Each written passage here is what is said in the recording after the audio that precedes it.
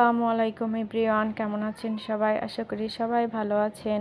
তো আমার একটু ভিডিওগুলো দিতে একটু লেট হয়ে যাচ্ছে, কারণ সব ব্যস্ততা, সব কিছু কমপ্লিট করে আমাকে এডিট করতে হয়। যাই হোক, আমরা এসেই তো সবাই মিলে ছবি টবি তুলছিলাম।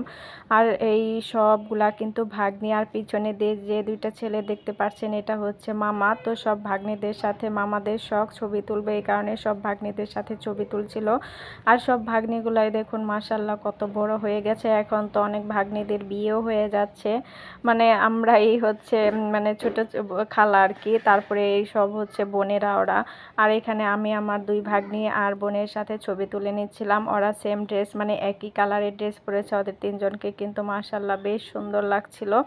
আসলে সেম কালারের ড্রেস পরলে কিন্তু একসাথে ছবি তুললে বেশ সুন্দর লাগে। এইখানে আমার দুইটা ভাগ্নিও একসাথে ছবি তুলছিল কিছুদিন আগেই, তো মানে 1 বছর আগে লিথির বিয়ে হয়েছিল। আর এখন এই যে আমাদের এই সুচি ভাগ্নির বিয়ের অপেক্ষায় আছি আমরা। পড়াশোনা শেষ হয়ে গেলে তখন ওর বিয়ের ব্লগও ইনশাল্লাহ দেব।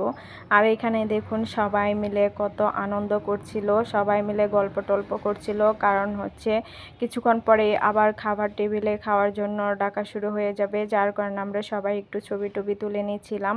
আর খাওয়ার আগে সবাই কিন্তু একটু ছবি তুলতে হয়, কারণ হচ্ছে আবার খেলে দেখা যায় যে লিপস্টিক নষ্ট হয়ে যায় বিভিন্ন এর কারণে সবাই কিন্তু খাওয়ার আগেই ছবিগুলো তুলে নেয়। আর আমরা কিন্তু প্রত্যেকটা মানুষ ছবি তোলার জন্য মানে খুবই উৎসাহিত থাকি, এই সব কিন্তু পরে দেখতে অনেক ভালো লাগে। আর দেখুন এখানে কি পরিমাণ ভিড় হচ্ছে, জামাই বউর সাথে ছবি তোলার জন্য আর কি সিরিয়াল ধরতে হচ্ছিল। আর আমরা তো সবাই সবার মতো ছবি টবি তুলে নিচ্ছিলাম, পরে যখন সময় হবে আমরা পুরা মানিকগঞ্জবাসী একটা ছবি তুলে নিব। আর এখানে এই যে আমার ভাগ্নিগুলো 4টাকে পেলাম, আর একজনকে পাই একজনকে পাই না, মানে সবাইকে একত্র করতেও কিন্তু অনেকটা সময় লেগে যায়, কারণ এত ভাগ্নি আমাদের, এত বোন একসাথে হওয়াই যায় না। মানে একজনকে ডাকে আরেকজন আসে না, আরেকজনকে ডাকে আরেকজন আসে না, এভাবে অনেক সময় কেটে যায়। যাই হোক, সবাই আমরা টেবিলে বসে পড়েছি। আর আমরা এই টেবিলে কিন্তু সবাই একসাথে বসেছি, মানে আমার ভাগ্নি ভাইগনা ছোটরা সবাই মিলে একসাথে আছি।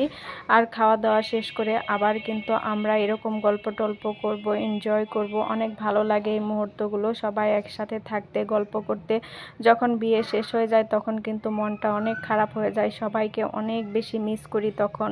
বিয়ের এই মেমোরিগুলো কিন্তু একটা সময় পর্যন্ত মাথায় থাকে, সবার কথা বেশ মনে পড়ে, কি কি করেছি বিয়েতে, কি কি মজা করেছি, আনন্দ করেছি, সব কিছু কিন্তু মাথায় ঘুরে।